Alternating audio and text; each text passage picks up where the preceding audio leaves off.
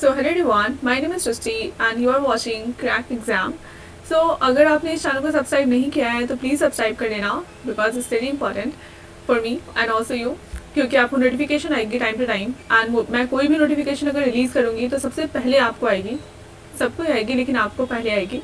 So for today आज मैं आपको बताने वाली हूँ FCI के बारे में. FCI food corporation of India ने नोटिफिकेशन रिलीज़ किया है एंड ये आपके लिए बहुत ज़्यादा गोल्डन चांस हो सकता है. अगर आप इसमें अप्लाई करते हो तो आपके लिए काफ़ी सारे पोस्ट ऐसी हैं लाइक AG2 AG3 जिनमें आप अच्छे से परफॉर्म कर सकते हो. And also if you are preparing for other exams तो आपके लिए एक काफ़ी अच्छा प्लेटफॉर्म प्रोवाइड करेगा जहाँ पे आपको ज़्यादा हेक्टिक वर्क नहीं है and you can also side by side prepare for other exams like UPSC and all that. So ये तो नहीं आपकी बात, बट मैं स्पेसिफिकली FCI के बारे में आज बताने वाली हूँ क्या नोटिफिकेशन है. एंड काफ़ी बच्चों को बहुत ज़्यादा डाउट है कि FCI AG3 पोस्ट क्या है एंड AG2 पोस्ट क्या है. एंड AG3 में ही दो पोस्ट है, लाइक एक जनरल एंड एक है आपका डिपोर्ट. तो आपका डिपोर्ट एंड जनरल में क्या डिफरेंस है एंड आपको गर्ल्स कैंडिडेट है तो उनको क्या चूज़ करना चाहिए. तो ये सारी चीज़ें की मैं बातें करने वाली हूँ आज बिकॉज मैंने काफ़ी रिसर्च किया है इस बारे में. एंड सो अगर आपने अभी तक फॉर्म फिल नहीं किया है so you can also do it. Also ये फॉर्म फ्री है for girls candidate, so it's the golden chance for you to apply in this exam. So without wasting any time let's start. Okay, now जैसे कि आप देख पा रहे हो यहाँ पर सरकारी रिजल्ट के साइट पे आपको जाना है और यहाँ पर आप देख पा रहे हो कि food corporation of India FCI category non executive junior engineer. ठीक है, सो यहाँ पे कैटेगरी 1 के लिए है. सो कैटेगरी 1 के लिए आपकी जो लास्ट डेट है वो 5 अक्टूबर है.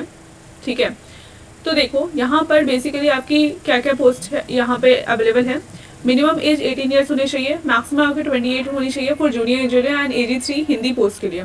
27 होनी चाहिए ऑल अदर पोस्ट के लिए. तो देखो एज लिमिट बहुत ज़्यादा कम है, तो अगर आप अभी 21 ईयर के हो एंड अपने ग्रेजुएशन कंप्लीट किया है रिसेंटली तो you can apply easily. Also अगर आप 27 ईयर्स के हो तो एज रिलैक्सेशन की हम बात करेंगे कि गवर्नमेंट क्या क्या एज रिलैक्सेशन किन कैंडिडेट्स को दे रही है किस किस क्राइटेरिया पे.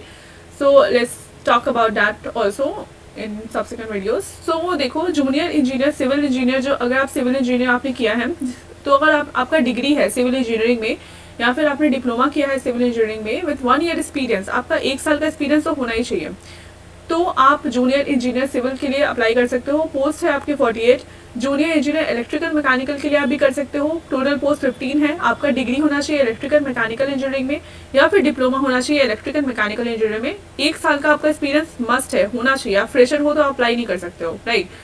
स्टेनोग्राफर ग्रेड 2 के लिए बैचलर डिग्री कंपलसरी है, कोई भी स्ट्रीम में चलेगा. आपकी स्पीड होनी चाहिए 40 वर्ड्स पर मिनट एंड इंग्लिश टाइपिंग होनी चाहिए 80 वर्ड्स पर मिनट, राइट. सो अगर आप and short hand respectively, short hand भी आपको आना चाहिए. सो अगर आपके पास ये सारी क्वालिटीज़ हैं, अगर आप कर सकते हो then you can apply for this stenograph grade 2 post, right. Assistant grade 3 general क्या है, बैचलर डिग्री किसी में भी होनी चाहिए, रिकॉग्नाइज इंडिया से with proficiency use in computer, आपको कंप्यूटर आना चाहिए. ठीक है. नाउ असिस्टेंट ग्रेड 3 अकाउंट्स क्या है, BCom आपका होना चाहिए, प्रोफिशिएंसी होनी चाहिए, कंप्यूटर नॉलेज होनी चाहिए आपकी. असिस्टेंट ग्रेड 3 टेक्निकल क्या है, इसमें देखो सबसे ज़्यादा पोस्ट है 1406. इसमें क्या टेक्निकल में बेसिकली क्या होगा, आपके पास डिग्री होनी चाहिए. किस में होनी चाहिए, BSc agriculture, botany, zoology, biotechnology, biochemistry, microbiology, food science या फिर BTech degree in food science. ठीक है, बीटेक होनी चाहिए फूड साइंस में होनी चाहिए. Technology, agriculture, engineering, biotechnology, proficiency, इन सब के साथ भी आपकी जो नॉलेज होनी चाहिए कंप्यूटर की वो काफ़ी ज़्यादा अच्छी होनी चाहिए. प्रोफिशिएंसी आपके कंप्यूटर में होनी चाहिए. असिस्टेंट ग्रेड 3 रिपोर्ट के लिए आपको देखो क्या चाहिए, सबसे ज़्यादा वैकेंसी यहाँ पे दिख रही है 2054. इसमें आपका बैचलर होना चाहिए, कोई भी रिकॉग्नाइज यूनिवर्सिटी से हो सकता है. आपकी जो कंप्यूटर की नॉलेज होनी चाहिए, प्रोफिशिएंसी होनी चाहिए, वो काफ़ी अच्छी होनी चाहिए proficiency. Okay. Assistant grade 3 Hindi के लिए आप देख सकते हो बहुत ही कम पोस्ट है, सिर्फ 93 है, लेकिन आप अगर हिंदी कैंडिडेट हो तो आपके लिए काफ़ी ज़्यादा बेनिफिट होगा यहाँ पे बिकॉज हिंदी में काफ़ी कम वैकेंसीज निकलती हैं इसमें. तो now bachelor degree with Hindi as a main subject and certificate diploma in English to Hindi translation, देख रहे हो. तो आपकी चांसेस काफ़ी ज़्यादा है, बिकॉज बहुत ही कम लोगों के पास ये डिप्लोमा अवेलेबल होता है। तो अगर आप उनमें से हो जिनके पास ये अवेलेबल है, then it's well and good, आप कर सकते हो इस कोर्स में, आप कर सकते हो इस जॉब में अप्लाई, आपका हो भी सकता है। हिंदी टाइपिंग स्पीड भी ज़्यादा नहीं है, 30 वर्ड्स पर मिनट है, बट आई नो हिंदी के लिए काफ़ी टफ होता है, but don't worry about it, if you will practice more than you will be able to crack the exam. Okay, now अगर हम बात करें जोन वाइज वैकेंसी की, देखो आप एग्जाम फॉर्म फिल करोगे तो वहाँ पे आपको जोन पूछा जाएगा। ओके, काफ़ी सारे बच्चे परेशान होते हैं कि जोन क्या भरे, तो इसके लिए भी कोई परेशान होने वाली बात नहीं है। यहाँ पे देखो, यहाँ पे उन्हीं FCI की साइट है, वहाँ पे आपकी हेडक्वार्टर्स दी गई है, ऑर्गेनाइजेशनल स्ट्रक्चर। तो यहाँ पे जो नॉर्थ जोन है नोएडा, तो यहाँ पे आप क्लिक करोगे तो आपका देखो नॉर्थ में जो है ना वो Delhi region, Haryana, HP, Jammu Kashmir, Punjab, Rajasthan, UP and Uttarakhand region, ये सारे आपके नॉर्थ रीजन में आते हैं। ईस्ट वाले में क्या क्या आएंगे, बिहार, झारखंड, उड़ीसा, वेस्ट बंगाल। वेस्ट जोन में क्या होगा, Chhattisgarh, Gujarat, Maharashtra, MP। South zone में क्या क्या होगा, आपका Andhra Pradesh, Telangana, Karnataka, Kerala and Tamil Nadu. Okay, north east zone में क्या होगा, Guwahati, Arunachal Pradesh, Assam, Nagaland, Manipur and NF region. So इन सारे रीजन में अगर आप अप्लाई करते हो तो आप फिल कर सकते हो अकॉर्डिंग टू योर होम। ठीक है, अब नाउ अगर हम बात करें नोटिफिकेशन की, तो चलो हम और कुछ भी बात कर लेते हैं पहले इसमें। तो आपको पोस्ट वाइज यहाँ पे भी, आपको अगर पोस्ट वाइज वैकेंसी देखनी है तो यहाँ से आप चेक कर सकते हो। जूनियर सिविल इंजीनियर के लिए नॉर्थ में 22 है, ईस्ट में 7 है एंड वेस्ट में 5 है, साउथ में 5 है, नॉर्थ ईस्ट जोन में 9 है। तो इन सब में आप देख सकते हो। AG3 रिपोर्ट के लिए देखो नॉर्थ जोन में बहुत ज़्यादा वैकेंसीज आपको दिख पा रही होंगी, यहाँ पे 463 वैकेंसी एंड 92। तो आपको देख सकते हो दिल्ली रीजन के आप आसपास बिलोंग करते हो, हरियाणा साइड में, तो आपके लिए काफ़ी ज़्यादा अपॉर्चुनिटीज़ है, इसको ग्रैब कर सकते हो आप जल्दी से। एंड साउथ जोन के लिए भी काफ़ी अच्छी वैकेंसीज है। तो नॉर्थ ईस्ट जोन में थोड़ी कम वैकेंसीज आपको देखने को मिल सकती हैं यहाँ पर। ठीक है, आपको हिंदी के लिए भी आपके नॉर्थ जोन में ज़्यादा वैकेंसीज यहाँ पे दिख रही हैं, कोई बात नहीं है, अगर आपको नॉर्थ में काम करना है आकर तो ये भी कर सकते हो आप। काफ़ी सारे ऐसे बच्चे होते हैं जो बिहार से दिल्ली आते हैं या फिर हरियाणा आते हैं। ठीक है, तो इन सब में आप थोड़ा माइग्रेशन कर सकते हो अगर आपको सुटेबल है। तो यहाँ पे देखो जोन वगैरह यहाँ पे भी दिया गया है, तो आपको चिंता करने वाली कोई बात नहीं है। अगर हम लास्ट डेट की बात करें तो फिर से मैं रिकॉल करा देती हूँ, 6/9/2022 और 5/10/2022 का आपका लास्ट डेट है। ऑल्सो आप यहाँ से अप्लाई कर सकते हो, क्लिक हेयर। इसके पहले हम कुछ और बातें कर लेते हैं, जैसे कि यहाँ पे सेम चीज़ आपको दी गई है। आपको जो मैक्सिमम एज लिमिट यहाँ पे दी गई है कि सिविल इंजीनियर के लिए 28, आपका AG3 के लिए 27, AG3 जनरल के लिए 27। ठीक है, आपका पे स्केल यहाँ दिया गया है। पे स्केल यहाँ पे आपको 28,000 से लेकर 7,000, यहाँ पे 79 तक आपको पे स्केल मिल जाएगा AG3 के लिए। स्टेनो के लिए आपका थोड़ा ज़्यादा पे है एंड AG3 रिपोर्ट के लिए भी सेम ही है जनरल की तरह। हिंदी के लिए भी सेम आपका सेम है। नाउ आपका अगर सिविल इंजीनियरिंग है तो उसमें थोड़ा ज़्यादा आपको पे स्केल मिलेगा, लाइक 1 लाख के अराउंड भी जा सकता है। एंड जूनियर इंजीनियर में आपका भी उसी के अराउंड पे स्केल मिलेगा, राइट। नाउ AG3 हिंदी में भी आपका सेम पे स्केल मिलेगा। अब हम बात करते हैं कि आपका जो हॉरिजॉन्टल रिजर्वेशन है PWD एक्स सर्विसमैन कैटेगरी के लिए वो कैसे होता है। तो बेसिकली जो टोटल 14.5% हॉरिजॉन्टल रिजर्वेशन है वो एक्स सर्विसमैन के लिए अवेलेबल है। इसमें से 10% जो है वो रिजर्व्ड है नॉर्मल एक्स सर्विसमैन के लिए, 4.5% रिजर्व है डिसेबल्ड एक्स सर्विसमैन के लिए। ठीक है, अगर आप डिसेबल्ड कैटेगरी से बिलोंग करते हैं तो भी आप इसमें 4.5% का रिजर्वेशन आपको मिलेगा। अगर वैकेंसी एडवर्टाइज होती है category ESM2 are not utilize, अगर जो वैकेंसी एडवर्टाइज हुई है ECM2 में यूटिलाइज नहीं होता है तो they shall then be made available to the ECM1 category. अगर ECM2 में अगर कैटेगरी नहीं हो पा रहा है फुलफिल तो आपको 1 में भी मिल सकता है।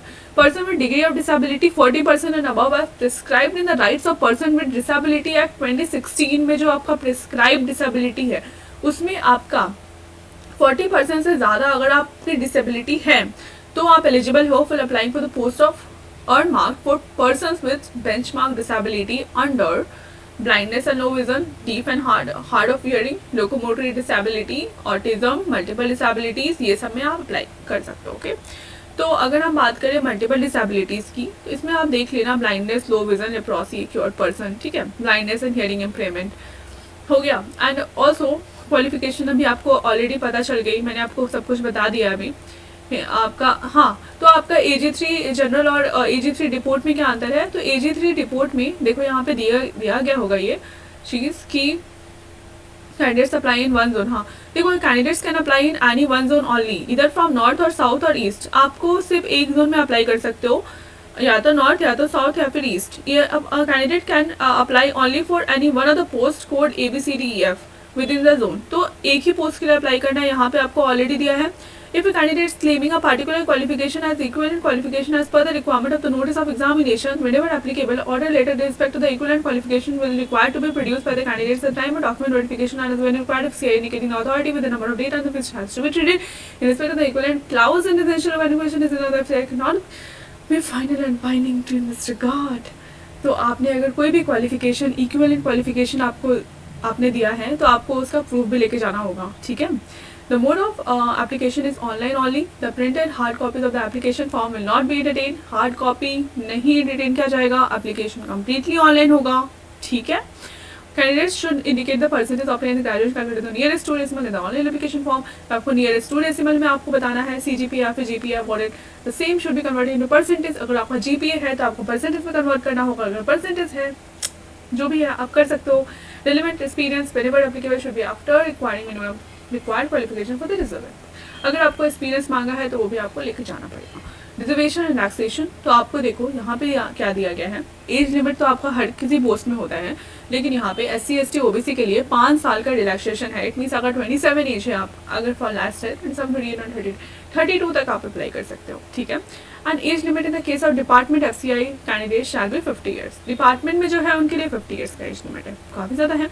And the upper age limit is relax by 10 years. वो PWD के लिए 15 ईयर्स का रिलैक्सेशन है, 10 ईयर्स का रिलैक्सेशन है PW के लिए जो कि SC ST से बिलोंग करते हैं। 15 ईयर्स का जो SC ST से बिलोंग करते हैं, 10 ईयर्स का सिर्फ नॉर्मल PWD के लिए, ठीक है। PWD कैंडिडेट्स है apply against vacancies reflected above. तो देख सकते हो आप काफ़ी सारी वैकेंसी ये है, ठीक है। कॉल लेटर नोटिस 4 तो क्या है, ex serviceman apply, age condition not match case of department ex serviceman, ठीक है। Carried in action under category। Now selection procedure क्या होने वाला है, ये देखो पैटर्न क्या होने वाला है। इंग्लिश एबिलिटी 25, आप टेक्स्ट बुक से भी काफ़ी सारे टेस्ट आप दे सकते हो, उसमें आप देख सकते हो अपना लेवल देख सकते हो, चेक कर सकते हो कितने आप लेवल है आपका। एंड ऑल्सो अगर आप बैंकिंग के लिए प्रिपेयर कर रहे हो तो सेम पैटर्न ही फॉलो होता है, उसमें भी ज़्यादा कुछ है नहीं। एंड ऑल्सो आपका न्यूमेरिकल एप्टीट्यूड होगा, general studies comprising history, geography, economy, social science up to 8th level 20 question होंगे इसमें से अप टू 8th लेवल। तो आप 6, 7, 8 की नोटबुक पढ़ सकते हो इसके लिए। करंट अफेयर से 5 क्वेश्चन होंगे एंड न्यूमेरिकल एप्टीट्यूड तो 25 मार्क्स का होगा, रीजनिंग एबिलिटी 25, इंग्लिश 25। इंग्लिश थोड़ा टफ होगा यहाँ पे, ठीक है, देख लेना। ऑल्सो यहाँ पे अदर पोस्ट के लिए यहाँ पे दी गई है। AG3 जनरल के लिए candidates applying for the post D will have to appear in paper 1। Paper 1 में आपको अप्लाई होना ही होगा। Candidates will appear in paper 1 to be followed by the paper online test for the paper 1 paper 2 shall held in single setting। तो इस single setting में ही होगा paper 1 paper 2 के लिए, ठीक है। AG3 टेक्निकल में paper 1 paper 2 shall be held in single setting। AG3 report candidates for the post of code G will have to appear in paper 1। Paper 1 में अपीयर होना होगा आपको। पेपर 1 जो होगा 120 मल्टीपल चॉइस क्वेश्चन होंगे, हर एक question में 1 मार्क्स आपका अवार्ड होगा। एंड टोटल आपका पेपर 1 90 मिनट्स का होगा। Candidate should note that there will be negative marking of 1/4 of the mark. देखो 1 मार्क्स का अगर क्वेश्चन है तो आपको 1/4 मार्क्स आपका रिडक्ट हो जाएगा। इस पोस्ट स्पेसिफिक पेपर 2 इन फेज 2 तो आपका 60 मल्टीपल चॉइस क्वेश्चन होंगे, हर कैरी करेगा 2 मार्क्स। तो आपका आप देख लेना आपको कौन सा पेपर 1 या पेपर 2 में आपको होना है अप्लाई।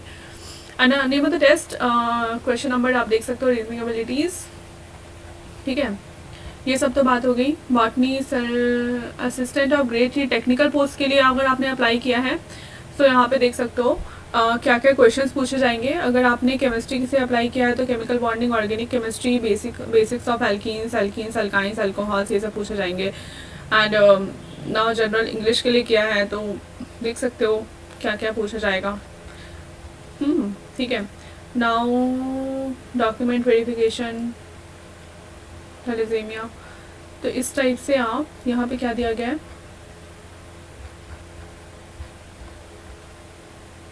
तो आपको SC ST कैंडिडेट सर्टिफिकेट का फॉर्मेट यहाँ पे दिया गया है। Candidate who claim to be SC ST candidate, यहाँ पे यूनियन, विलेज, डिस्ट्रिक्ट, डिवीज़न, तो इस टाइप के आपके फॉर्मेट में आपको सबमिट करना होगा, ठीक है, वो सर्टिफिकेट आपका।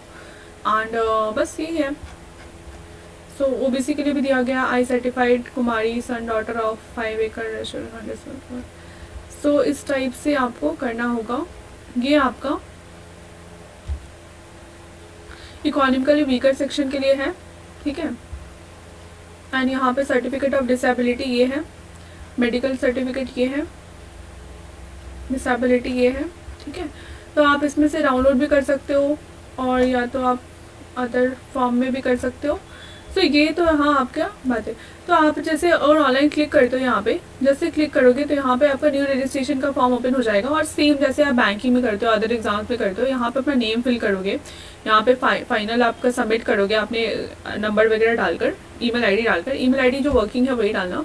एंड इसके बाद आप जब कंफर्म कर लोगे तो आपका एक रजिस्ट्रेशन नंबर होगा और इससे आप अप्लाई कर सकते हो। एंड आपके जो फोटोज वगैरह आप पहले से रेडी रखोगे तो काफ़ी ज़्यादा ईजी होगा आपके लिए अप्लाई करना। So yes, this is for today. Thank you so much for watching this video. If you like my video, please go and subscribe to my channel, guys. Why are you waiting? What are you waiting for? Please go and subscribe to my channel. And if you like this video, please go and share with your friends also. Don't be so rude. Okay. So thank you so much and bye. Meet you in the next video.